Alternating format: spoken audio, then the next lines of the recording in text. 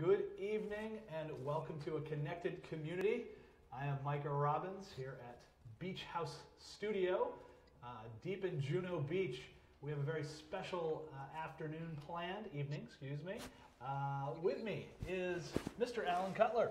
Thank you, sir. The one, the only, who is a therapist and a sage, if you will, when it comes to the world of relapse prevention, and joining us all the way from the frozen north of New York City, our friend Helena Hovitz. Hello, Helena. Hi, how are you? And Helena is an author and an inspiration and just an amazing person who is going to be speaking with us today, again, on our topic of relapse prevention.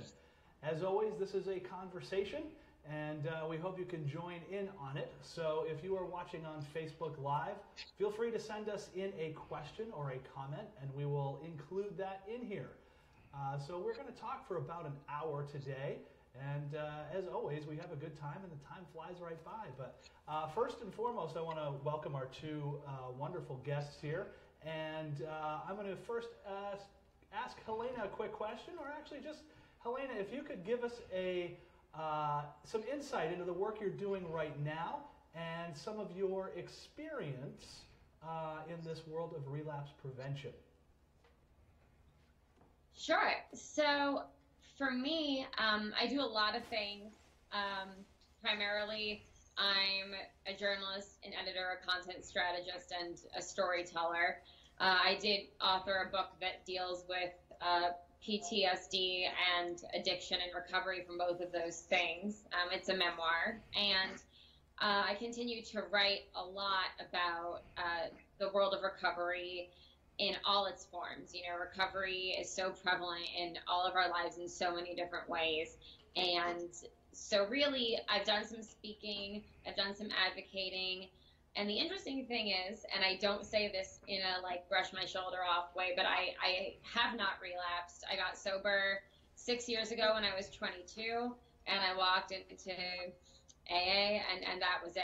And so hopefully what I can offer is what's worked for me, traditionally, a little non-traditionally, and really my whole MO is just writing stories and reaching out in any way I can and raising awareness, you know, to help us all stay in it together, because the real main thing I needed to get and stay sober was the right tools and support. So those are the pillars of my personal relapse prevention strategy. And Alan, Helena mentioned tools. You have many in your toolkit. Yes, I do. And tell us about some of the more helpful things that you work with, especially with someone coming into recovery, and how they can continue that journey. Well, one of the first things I do, because I am one of these spiritual therapists here, but I tie a lot of relapse prevention into my work with the clients individually and in groups.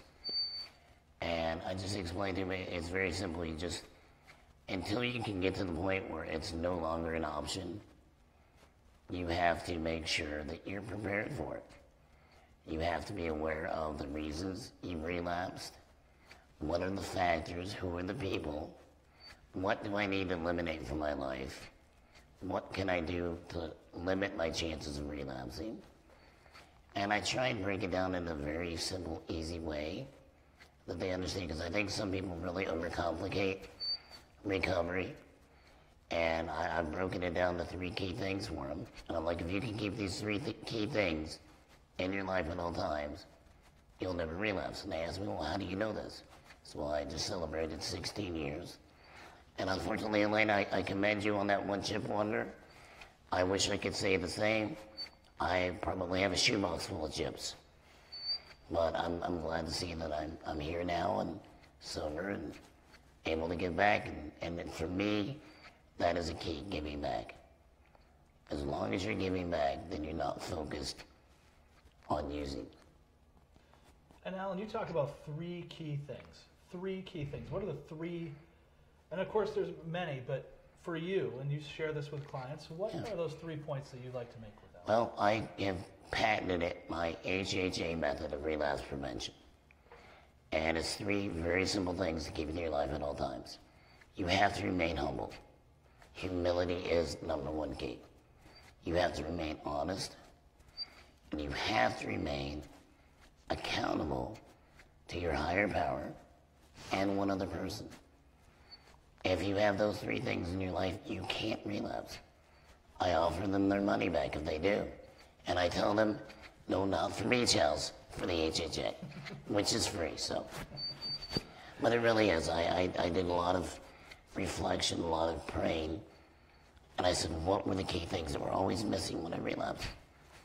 And it was always one, if not all of those things. Helena, you have a very rich and fulfilling life. What are some of those areas that you like to give back? And you do a lot of speaking, you do a lot of work. But what are some of those things that you feel that are your give back quiver, if you will, the things that you like to do the most? Yeah, so I actually kicked off my journalism career writing about social good and people who give back and nonprofits and charities and inspiring people. And, you know, a lot of that I gave away. You know, I gave it away for free, hundreds of hours writing these stories. And to me, that was almost like a kind of service because it was helping raise awareness and raise funds for all these different organizations. I've definitely done some formal volunteering. I have this there's this nonprofit called the Pajama Program that is absolutely phenomenal, and I'll go in there and read books to these children who are coming in from really difficult situations and just spend time with them, and at the end they get pajamas and a book, and the situation these kids are coming from, they haven't even ever had access to something like that. So that's under the formal volunteering route. And then of course there's two other pillars. One is like in my everyday life.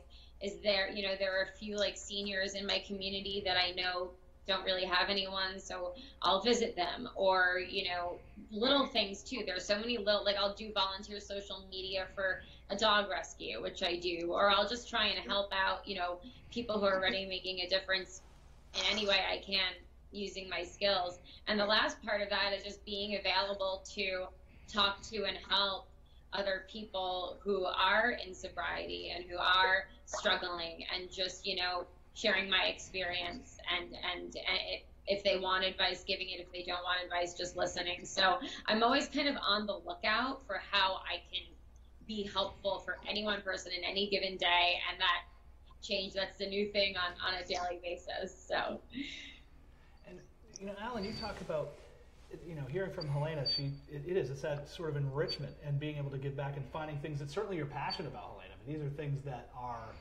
dear to you, and finding those passions. Alan, how do you help people find those passions within themselves so they can fill that tank back up once they've come into recovery?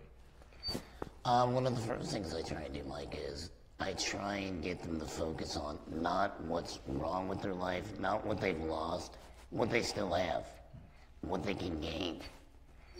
Because a person without hope is a person that won't stay recovered. And if I can get them to just latch on to one little thing, whether it be getting in contact with a child again, or a parent, or just accomplishing something they've always wanted to do. And a key is always encouraging them and telling them that you can do anything you set your mind to. Because I hear a lot of, oh, I'll never be in love again, or I'll never go back to school, or I can't do this. And I'll be, well, then you can't do it. But if you tell yourself, I can, it's not going to happen overnight. I didn't get sober overnight. It took me a while. I didn't get 16 years overnight. I did it day by day, sometimes hour by hour. But I always focused. As soon as I got sober, I had goals. I wanted to go back to school. I wanted to become a therapist. It took me a few years, but I did it. And I just set my mind to that nothing is going to get in my way. And I think that that's one of the key things that we find, and certainly in group work that I do and out in the community as well, is trying to reduce those barriers. And people think they have a lot of barriers to their own success, what their own goals may be. Helena, in the people that you work with, do you see some of these barriers? And if you do, how do you help them overcome those barriers to their own success and their own goals? Sure. Speaking to recovery in particular? Well, you know what? We talk about recovery, but think about, as Alan says, it's kind of like you put that HHA model into anybody's life, really, and it can be effective. So you work with a number of populations and a number of people, certainly in the recovery community, but you also do a lot of motivational, inspirational types of things. So what are some of those things that you see that when people come to you with those barriers or you encounter that, how do you help them through that? Sure. So, I think there are so many different ways to help someone depending on what they need. But I think the key is really listening. Listening and taking the time. We kind of tend to think we know what's best for anyone at any given time. And if you listen, people will tell you what they need and really subliminally what they need to hear from you. So when I, reach out to, when I speak with folks in recovery and they're feeling, frustrated, they're feeling exasperated, it's really about kind of having a positive attitude about hanging in there. And really any sort of support that I can offer, it varies so much, but it really does have to do with what I'm hearing. Like, you have to be a good listener in order to figure out how to kind of best support someone in any given situation and be mindful. I kind of take a mindfulness approach to most things, and part of that is staying, clarity, staying in the present moment, and then how do I bring that approach to helping someone else kind of get grounded, take a beat and think clearly about the next right steps, which applies across the board. Definitely. And here's, where we are in the holiday season. Sometimes it doesn't feel like that down here in South Florida. Certainly a little more festive where you are, Helena. One of the best places to be at this time of year. But this is traditionally and statistically one of the highest times of the year for relapse. So I'd like to move the conversation towards this time of year and some of the specific things around that, and maybe some of the common triggers, if you will, and then also let's look at some of the strategies that people utilize this time of year to maybe stay the course. Alan, what do you think about that? I know for a fact this is one of the worst times of the year. When I was still in active addiction, Thanksgiving comes around and you don't have a family. Christmas comes around and you don't have a girlfriend or a wife anymore, or parents that want to see you. And it's also very dangerous for people in recovery because it's such a festive time of the year. And you go to grandma's house and there's bottles of wine and there's bottles of liquor.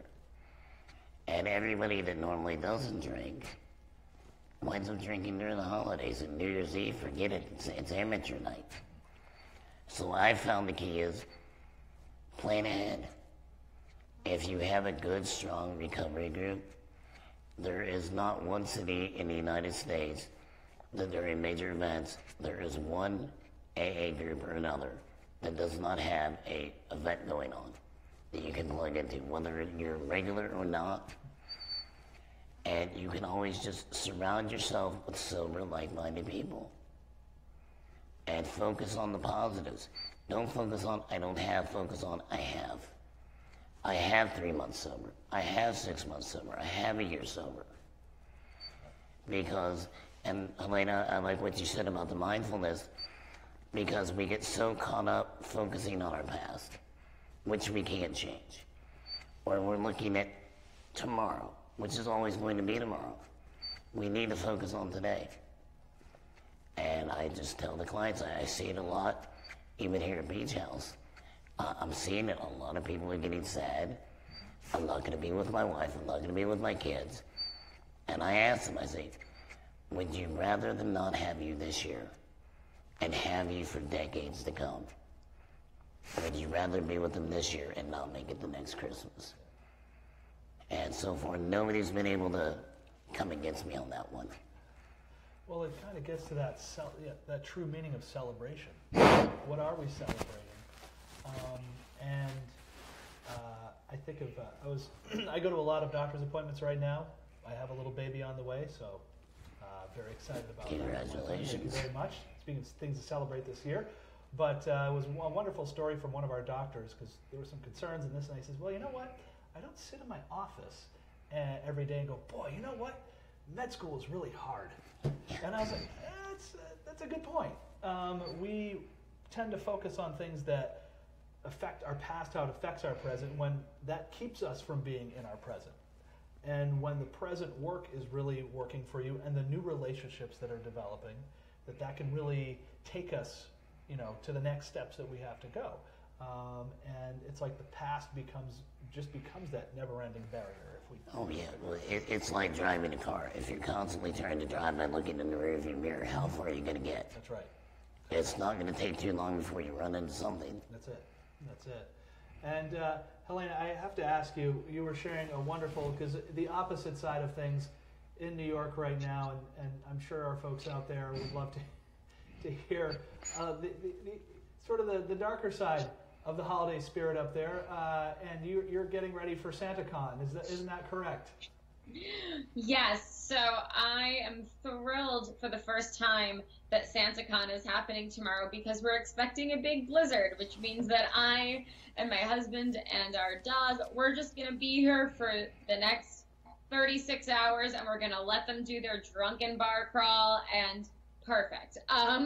It's really interesting. The first time I even encountered a SantaCon, it was in my neighborhood, and I had 2 months sober, and it very quickly went from my editor telling me to write a piece about SantaCon to me writing a really opinionated op-ed about how they were scaring children, about how it was just, these things are really kind of dangerous, and they're also triggering. But the really cool thing about it was, even then, with only 2 months, being 22 and having my first sober Thanksgiving with my family and everything, I still was like, I'm so grateful that's not me.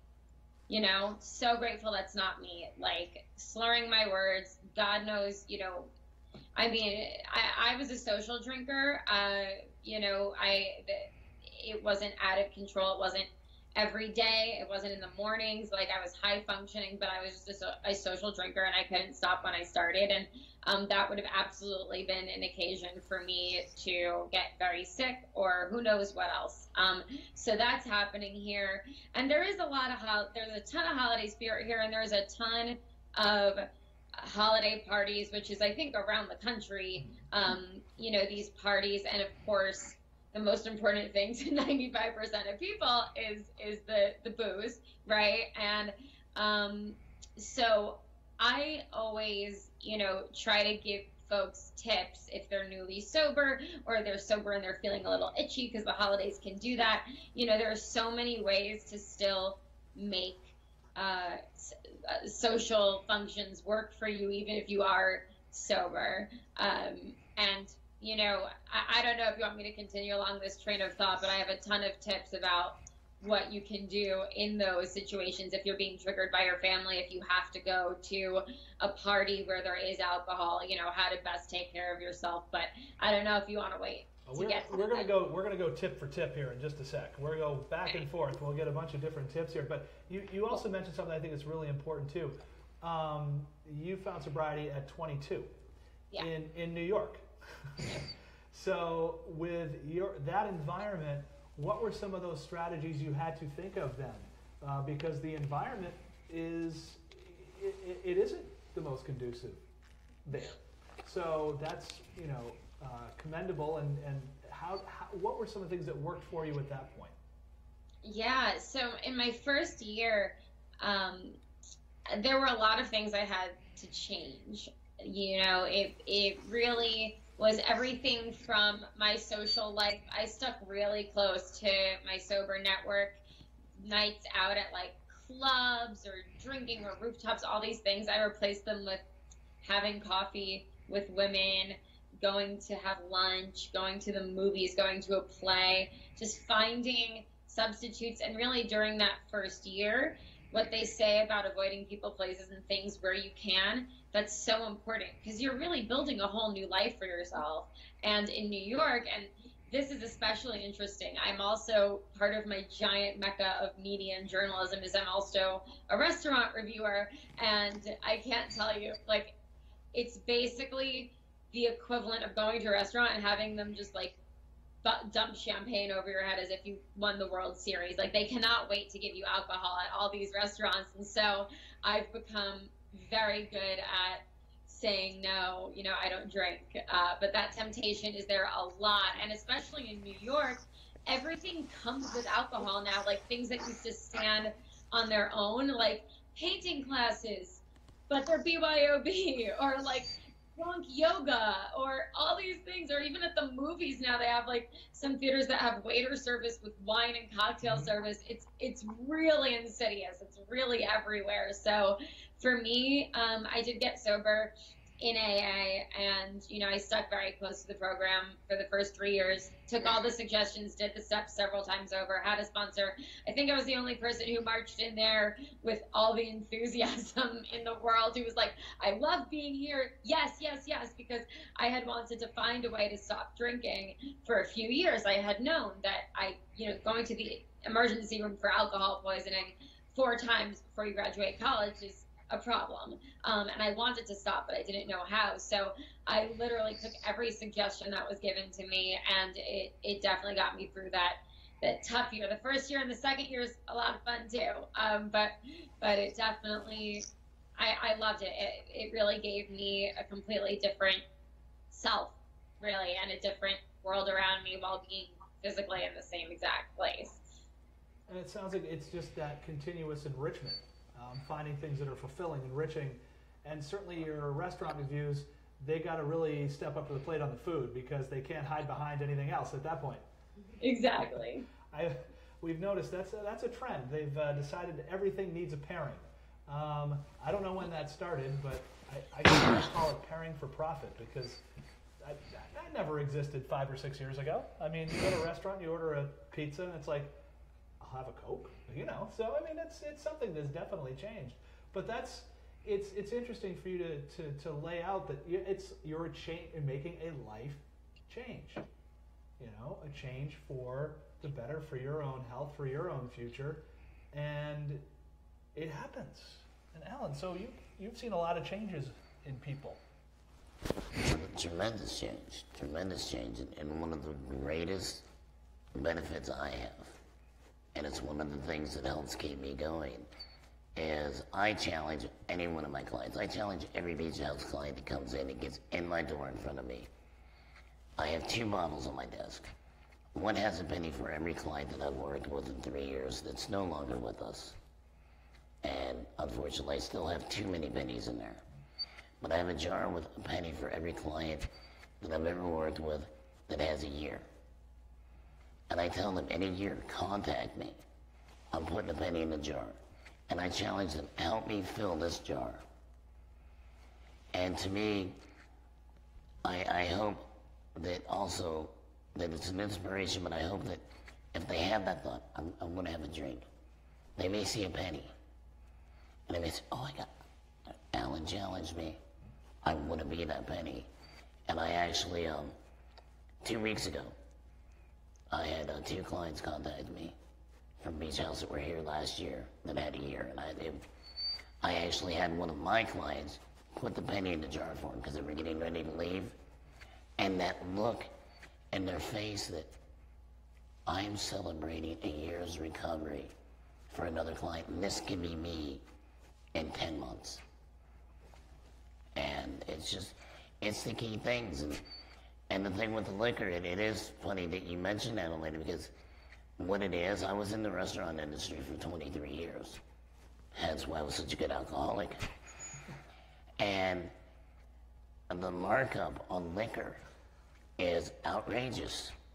Outrageous. A bottle that costs them $7, they can make a few $100s off of. And that's why they push it. And serving staff, and don't be mean to your servers. They're just doing what their manager's telling them. Push alcohol, push alcohol, push alcohol. And we're just inundated with it in the media, sporting events. And I think we should be inundated with sobriety. And I make no bones about it when I'm out. Would you like a drink with that? No, I wouldn't. There was a time I would, but it would just be ugly, so no. And you just can't be afraid to share. And it does seem that there has been an increase in that push. Breakfast cocktails, okay. I really... Oh, mimosas. Yeah, That's the thing, have a mimosa. Why do I want champagne in my orange juice? If I was going to have that, I'd have vodka and just have a screwdriver and relapse. So the culture, of course, is against this. But what Helena's talking about and what you're talking about is creation of that new culture for yourself. There's room for cultures of all kinds. That's the beauty of the way we live. And being able to see that new culture, being able to embrace, celebrate, and grow a culture, I think is really important. And we're in sort of two different cultural worlds, New York versus South Florida, even though there's kind of like an express between them for various parts of the year. But you escape one way or the other. But creating that culture. And I've heard you both say something really important about who that culture is with. And the people you now associate and grow with, that changes. What do you suggest for people that are trying to find those new relationships and build those sober networks and changing their culture?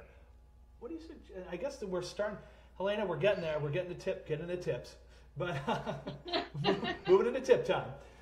So let's start out with a tip on those you're going to be associating with, those new relationships you're seeking out. What are some tips you give on that? And I'll start with Helena. Sure. So it's funny. I think a lot of women, especially young women in recovery, follow this MO of, I'm a guy's girl. Women are catty and you can't trust them. And my sponsor was like, I would suggest you go to some women's meetings and only get women's numbers. And it was then that I started to make the friends that I still have to this day. And before I got sober, I had, for some reason, a very hard time keeping friends. And they're some of my most dear and beloved friends today. And the interesting thing is, when we drank, you had that instant connection. You could meet someone once, and by the end of the night, you love them and you're best friends, and you're going to do this and that. And that's not real, right? The connections you start to make, whether it's the traditional way in meetings, in fellowship of AA, or there's so many different ways to recover now.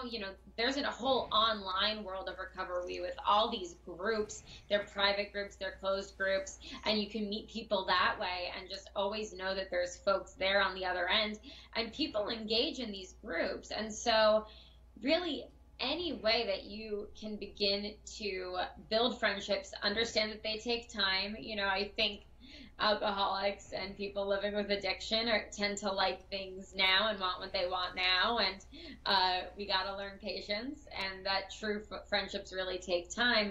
But to really start to make those sober friends, and also as you begin to change, like you start to attract people who aren't sober, but who aren't necessarily heavy drinkers, who are only going to be calling you to go out to a bar, so you start to, when you change, you then also start to be the kind of person that a lot of people can hang with and that want to hang with, who can have one glass of wine at dinner if they want, or take it or leave it. So that's been my experience is, whether it's online or in person, don't be shy to give your number out.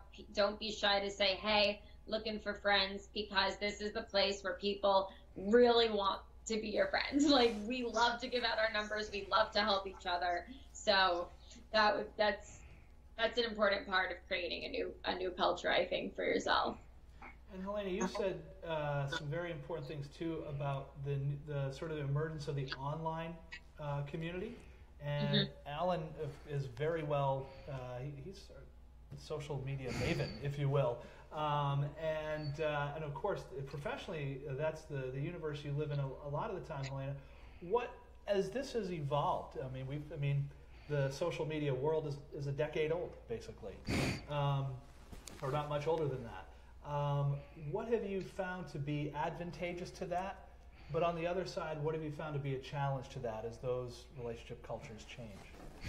Really the biggest challenge that I've found, and really the only negative, is the lack of direct human contact. I think it's great to utilize something like Smart Recovery, which I did not know about until about 3 years ago. A client told me about it. He's like, well, I live in a very rural area. I work 16 hours a day. I can't get to very many meetings. And he said, but somebody turned me on to this, and he said, I can go to a meeting at any time on my laptop.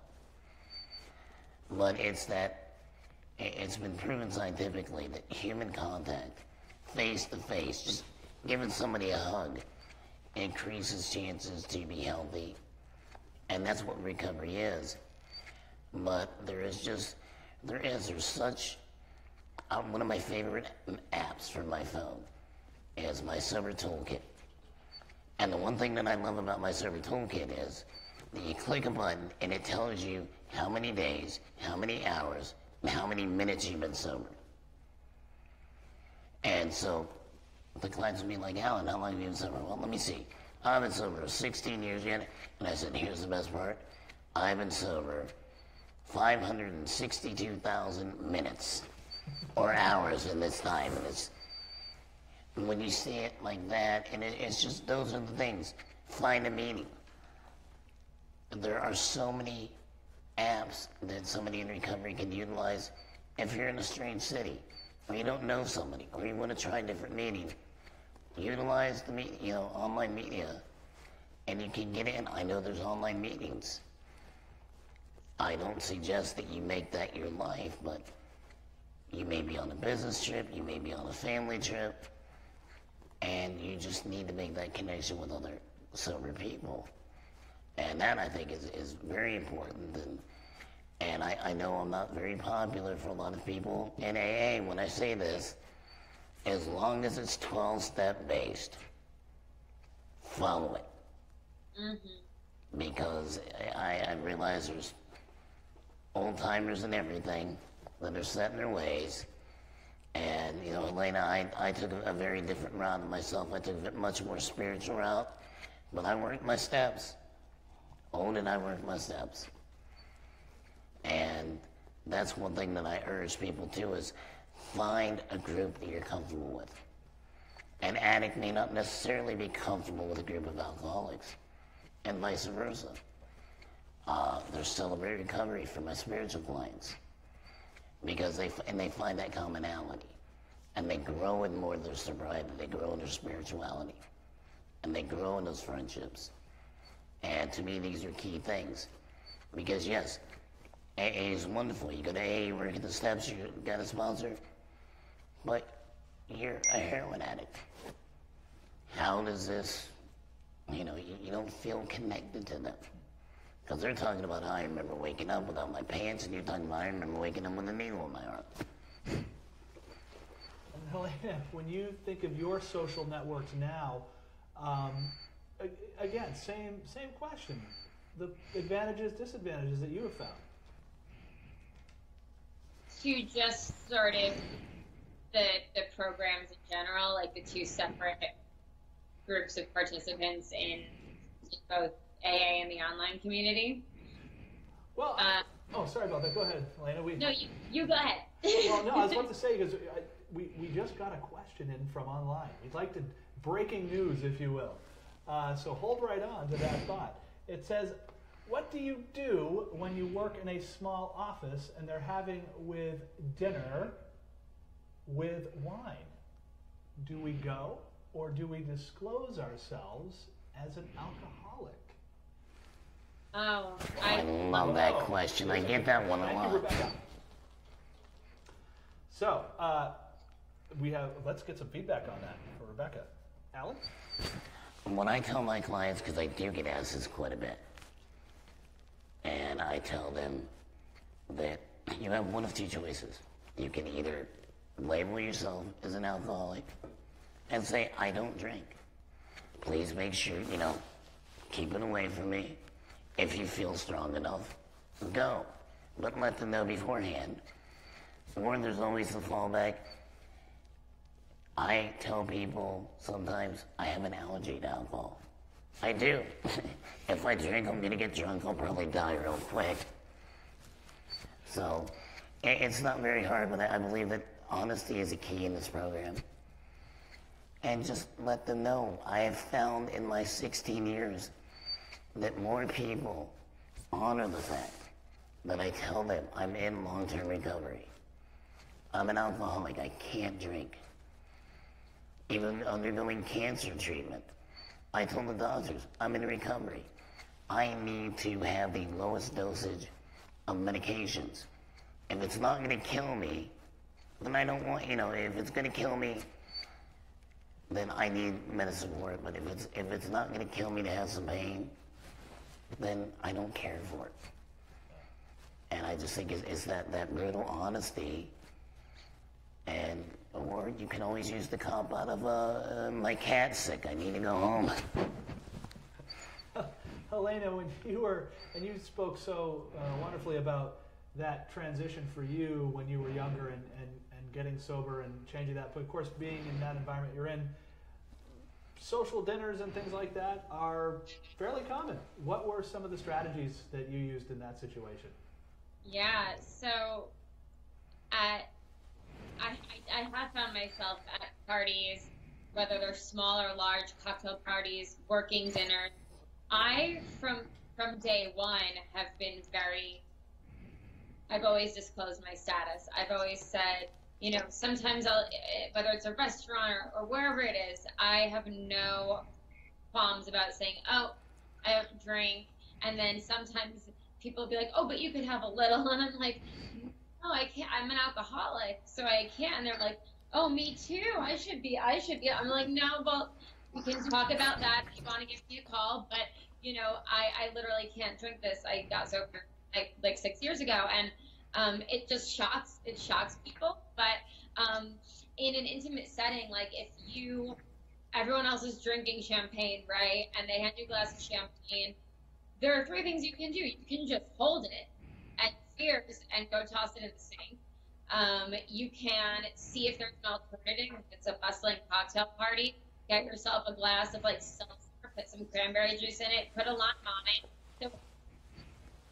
And everything Alan said is absolutely right on. And the only other thing I would add to that is if someone is focused on you not drinking, then that's a them problem. And maybe they need to take a look at. I found that once I'm no thanks, people leave it at that. For the most part, sure, I'll push it, but most people they leave it at that. And so really don't. And again, there are other ways to say it without without lot. Some people will say, oh, I'm on antibiotics, I can't drink. That's not going to work for the people you're around for 5 years. You're not always going to antibiotics, hopefully. They're going to be very concerned about you. So, and the final thing I'll say is when it comes to these events, we have to kind of show up at work events. We have to show up for people. We want to show up for our friends' birthdays, whatever it is. Limit your time. Really, truly, limit your time, because I found that most of us can go an hour. We can say, you know what, I'm going to be here an hour, talk to as many people as you can, get in all the photos, get photos with her, and then you're out, and you could just say, oh, I've got to get going, and by that time, everyone's doing their own thing, and they could probably care less if you've got to get going, as wonderful as you are. So that's something else I found useful. I'm finding that useful in most situations now. An hour, that's quite good. Usually works for me. Yeah. I was in training today. I was like, maybe I'll make this an hour. Yeah. I think it's a good strategy. Actually, I'd like to, as we're talking holidays, and I thought that was a great question because certainly we're in that season. I think we got to talk some holiday tips. It's holiday time. Let's talk a few holiday tips. So we'll go back and forth. I have a few to throw in there as well from our wonderful world in the prevention field. But Helena, let's get your top 3. I know you have a top 10 at least, but your top 3, and we'll get a few from there. We'll go back and forth. So I would say the first thing is make yourself accountable. Get those supports in place. Have a sober friend or 2 that you are going to text before you enter into the zone, after you enter into the zone on all things holiday related. Feel free to excuse yourself from a holiday dinner with family. Feel free to, go to the bathroom and make a phone call. Do what you have to do, like whatever you have to do to hang on to your sanity and talk to people who understand. That's definitely something good. And even better, if you could bring a sober friend into the situation, that's optimal. But just stay connected.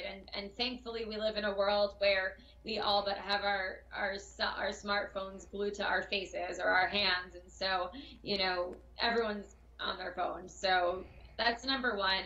Number 2 is, I would say that, concentrate on the food. I think I'm putting, I've clearly, presented myself as a food positive person. If you're at a party, hang out by the food, make recommendations, double fist some plates. Oh no, your hands are too, full for alcohol. And also, if you really want to be a hero, get your cell phone and use the flashlight to help someone get a better picture in a dark setting. Instant hero, around the food. The last thing, the number 1 thing I would say is that you need to fast forward in time, right? That is what has kept me sober for 6 years, even around triggering family situations. I'm sorry, my mom's probably going to see this. I love you. You're all fabulous. But there's no one that really knows how to rattle you like your family. And so, you get through it. And I've never woken up the next day and been like, oh, I really regret not drinking. You have to think ahead, this too shall pass. Even if you have to white knuckle it and hang on for dear life, the next day you're going to be very, very happy that you made it and you made it sober. So always fast forward in time and follow the realistic what is going to happen if I drink over this. Good tips. Alan. Very, very good tips. And actually, I'm going to share one with you, and it's planned. Have a plan, have a backup for any holiday.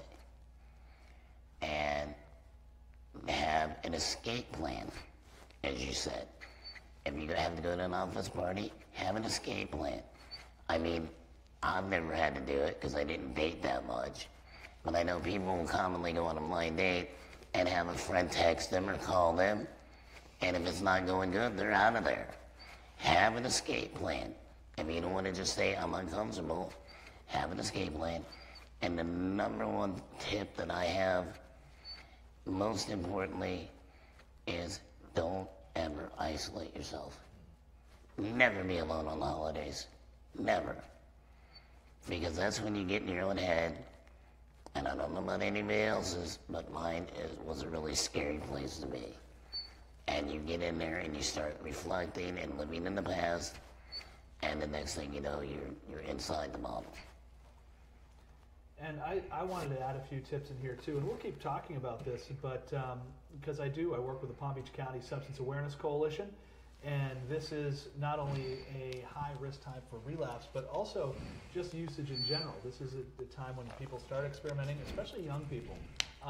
And for parents out there that are listening, and family members, you are the influence at this time of year. And surrounding yourself with obviously positive people if you're in sobriety, but if you are a family that does engage in those activities, be real aware, be mindful at both ends of the thing. Could be not only those in your family that may be in recovery, but also those young people that are watching your behavior. And this is, one of those high-risk times for that as well. This is when we see, especially underage substance use, spikes. This is one of those times a year. Holidays and the start of summer vacation. Those are our 2 big spikes in the curve. So this is an opportunity to really celebrate the real meaning of why we're having this holiday season. I think that's really important. and knowing that you are that influence and being that positive influence. So I try to encourage all of our families there. And this is another question that came in. I think you both have been speaking about this very well, but this is, my family loves to drink and party. How do I decline the invitation? How do I decline the invitation? So we've heard some exit strategies. We've heard some escape strategies. I'm having visions of the phone, getting the call in, Text message. Oh, my cat's sick. That meteor's coming. I gotta go. How do you just that decline? How do you just sort of move on from that? What do you think of? I think it's very simple. I think it's the same way as we talked about earlier with being in a restaurant or somebody offering you a drink at dinner. Be honest. If they're your family, especially, if they don't respect the fact that you're sober, then you need to detach from them. Because if they're not going to be a part of your solution, then they are a part of your problem, and they must be removed. You say, look, I love you guys, and I want you to have fun, but I understand you can't have fun without having a few drinks. And that's just not who I am or what I can be around. And if you truly love me, then you'll respect that. And if not, I'm sorry. My sobriety is more important. And so really, essentially, I have made, and it still is, my sobriety is one of the most important things in my life. And I won't compromise that for anything. Somebody asked me, well, what if somebody had a gun to your head? I said, well, I'll wake up in heaven. Because I'm not having a drink, it's not going to matter. And that's and also, it goes back to the 3 steps, HHA. Yeah. Which that's that. Be honest. Be honest. Be honest. I actually wanted to thank you for that, Alan. I think this.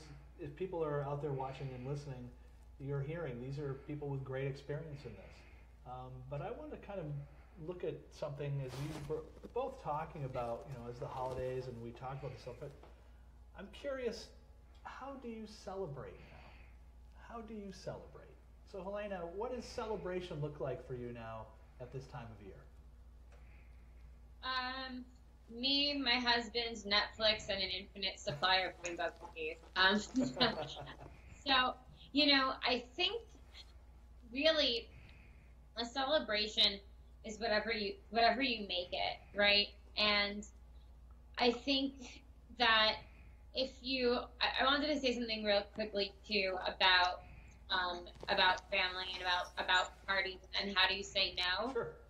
For me, I've always found a very simple statement followed by an alternative plan is really effective. So maybe, I'm so sorry I can't make it, but I would love to celebrate with you over lunch, over dinner, over cupcakes, another time where it's less of a celebration can happen anytime, so I would say, and just offer an alternative when you feel like you have to turn things down. This way it's not just, but I'm not going by.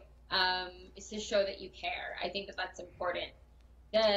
So in terms of celebrating, oh my gosh, these are really good questions that I've never been asked before. In terms of celebrating, I would say a celebration is really, and I don't have time to look it up on Google Webster's dictionary, so I really have to wing it with this. But at its heart, I think a celebration is just a feeling. It's a feeling of joy. It's a feeling of accomplishment. It's a feeling of our connections to each other. And celebrations can take so many different forms. And so I think it could be, going out to dinner. Celebrating could just be calling your friends and having them say, great job. Or, and I think there's so many different ways to commemorate an accomplishment or a milestone or a tradition, and you shouldn't be shy to figure out what that means to you. Although I will say, if there's no food, obviously there's no celebration. But outside of that, do what feels right. Celebration for you. I love the food part, by the way. That is the key. For me, celebrating is being around family and people I love and people I care for. We just had a phenomenal Thanksgiving dinner at my house. My in-laws maybe have a drink a year. My wife, in 7 years we've been married, I've seen her have like 4 drinks. And even my daughter, who probably drinks the most, will say, Dad, is it okay if I have a glass of wine with dinner? And I'm like, yeah, why not? Well, because honey, it's all right. I got this. I got this. I've been sober a while. But to me, that celebration is not getting drunk. The celebration for me is waking up in the morning, looking at the pictures, and going, wow, that was such a great time. Not being afraid or ashamed to put them up on Facebook. And I know with Christmas coming up, we've already planned. We're having a Judeo-Christian Hanukkah Christmas, and we're having a big Christmas Eve party at our new home, and we're gonna have the whole family there, and I'm sure there'll be a bottle of wine, but the focus is gonna be on the family, the focus is gonna be on the food, and the focus is gonna be on the holiday and what it stands for. That's like I said with New Year's Eve, it's amateur hour. It's not just the new year, it's an excuse for people that don't normally drink to get plastered because they feel it justifies why they got drunk. And if you've never slept on a concrete bed in a cold jail cell, people, you don't want to do it. It's not a way to bring the New Year's in, any time of the day. And I think that speaks to an important point, too, that celebration, isn't just a one-time-a-year thing. Exactly. And the celebration is about the day-to-day accomplishments, the people that we love, the people that we care about. Those are the things that truly fulfill us. And moving away from things that don't fill us positively to things that fill us positively are really important. I think maybe the holiday times is a reminder, but I know it's always my hope that reminder goes on, after the new year and on and on and on and on. And I have a very important question now. This is we're getting into the heavy stuff now, because we have Helena on the talk today. What is the holiday dish you are looking forward to the most? Oh. Like I said, we're going deep here. Holiday dish. Yeah. Something new? What do you think? You're putting me on the spot. I'll say right this. I have a really small family, and so celebrating with them means a lot. And my favorite holiday dish, I have to say, for Thanksgiving, it's definitely turkey and cranberry sauce and stuffing. Give me that for like an entire week's worth of leftovers, and I'm a happy camper. When it comes to Christmas, my mom always makes ham, so I'm a smart lady and I'm going to say ham. Mom, you're the best ham maker there is. Alan? For me, in recent years, it's been my mother-in-law's brisket. Mom, if you're watching this or watching it later, yes, your brisket is to die for, with combination with my wife's corn souffle. I was born in Indiana, so I have corn in my blood. And it's just, the combination is fantastic. And if my daughter's there, I get blessed with her homemade mashed potatoes, which are to die for, too. I got to tell you, first of all, I'm getting hungry. It's past the dinner hour. But I am blessed. I have a wonderful family down here. My wife and her family welcome me in. We have some wonderful traditions, wonderful Italian food, Puerto Rican food. It's incredible. And then there's a holiday tradition for me. My mom up in Maine, Mom, if you are seeing this, don't forget, it's got to get the baking and the shipment just right. Her homemade cinnamon bread. And it is rock and roll. It's the best, hands down. It's famous in our hometown. It's become famous here in South Florida. She's wonderful, and now my family down here shares in that as well. But that's definitely part of the celebration. Definitely part of the celebration. Mixing the cultures. That's it. That's it. So as we continue this conversation, hard to believe, soon to wrap up this conversation, we want to take a few more tips. We want to look at a few more things to have our friends out there listening depart with. So as we're wrapping up, what are some of those thoughts, last tips, as we're looking at this holiday season and beyond, to really be mindful of as in their sobriety and recovery as we look at relapse prevention? What are some parting pieces for you, Alan? A big one for me is my date of sobriety is Thanksgiving week. I got sober a couple days before Thanksgiving. So I start a thing of gratitude. And I always tell the clients, well, I don't have anything to be grateful for. My wife loved me, my kids. Yes, you do. If you're sober, you have something to celebrate. The fact that you're sober, the fact that you're not in active addiction, and the fact that you're changing your life. And it's just the positive thinking.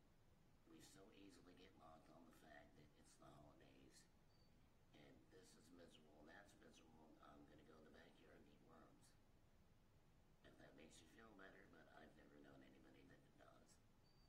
So if you focus even just on the one little thing, and if you stick with everything else that we've said, get in. I know here in Palm Beach, one of the big AA groups has the most rockin' sober New Year's. And from what I've heard from clients, it's so much better than anyone ever went to where there was alcohol. And I'm like, what do you think? Because we had fun. And I met new people. And I actually enjoyed it just because I was enjoying it. And I think that's one of the things that we have to rewire our brains to do in sobriety, is that we don't need to add anything to life to make it fun. We just need to enjoy it and embrace it. And, you know, to me, being sober is really cool. I enjoy it.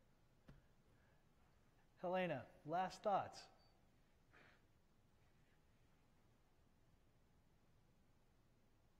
Have we lost Helena?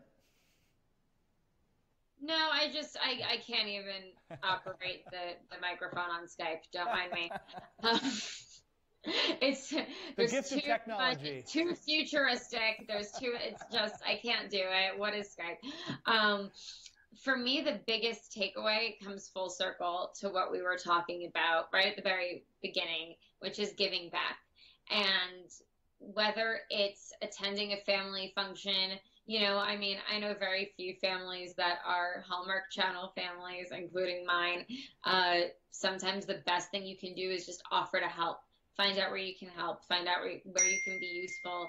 Can you wash the dishes? Can you help plate a dish? Can you take the dog for a walk? Can you keep, you know, if there's a child present, can you engage with the child? Just figure out how you can be, you know, to use program speak, of service, to use normie speak, helpful.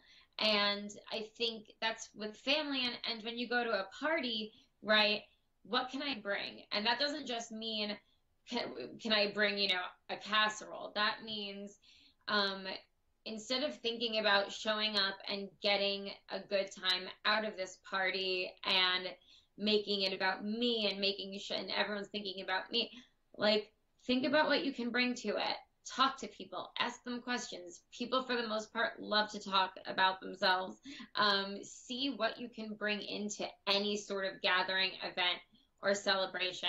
And I guarantee you, once you start focusing on being selfless and being more concerned with other people, so much of the anxiety that really tends to happen in the build up to any sort of party or event or dinner, things are never as cuckoo, I think, as we imagine them in our minds to be. So just think about, get outside yourself. It's the season of giving. See what you can give. It has so many different meanings and there's so many possibilities there. And you both mentioned something really important about managing those expectations, right? Those pressures and those expectations. And it is to be mindful to give back, family, the feelings you get. And again, we want to practice those this time of year, but let's put those into practice all year round, every day. I'd be remiss if I didn't talk a little bit about Helena's work. So obviously you've got a little taste of what Helena is about and what she offers, but please visit Helena. I believe, Helena, it's the easiest website to remember in the world. It is helenahovitz.com. And HeleinaHovitz.com. And you can learn more about her. You can also, and if I believe you've offered us a gift too, that we are going to be giving away to one of our folks that chimed in, a copy of your book, After 9/11, One Girl's Journey Through, I believe it's One Girl's Journey Through Darkness and to a New Beginning. Did I get it right?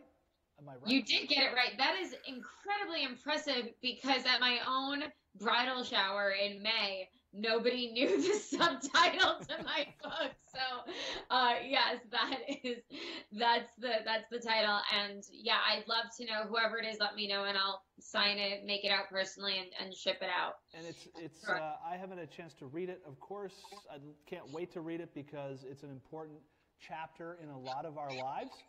Certainly it was impactful on yours, and that's what the story is about, being literally at ground zero when that occurred and the effect it had on you, even your journey, kind of how we got to this conversation today. And I'm looking forward to reading it because I know it's going to be a very powerful story and certainly a time in all of our lives. We remember exactly that moment. I know my parents always said, we remember where we were when we came to the Right. And for this generation, it's like, I remember. And I hate to And so we want to get that out to people, and also that it helps people understand your story and all the other pieces that that's what you do. There is a lot of wonderful content for people to share and words of wisdom and great stories. So we encourage people to do that. And of course, for our friends here, Alan's the man. See him. see this man. Uh, More hoots and hollers and applause when he's running a group because my office is right beside where he does them. Well, there's a little secret. That's just me hooting and hollering. I make it sound like a lot of people. You know, we do what we. It's a skill, but I want to thank everybody for joining us today. Alan, thank you. Helena, thank you. For those that brought us some questions from the outside world, thank you so much. We will be back actually after the Christmas holiday on the 29th. We are going to be doing something very special. We're going to be discussing and paying gratitude to some of our veterans. So please join us then. Stay involved. Get in touch. Get connected. This is the time of year. So there's wonderful opportunities there, especially down here in South Florida. Great opportunities to get out, get involved, be with your loved ones, and have a great holiday. Thanks, everybody, for joining us again. Thanks. Bye.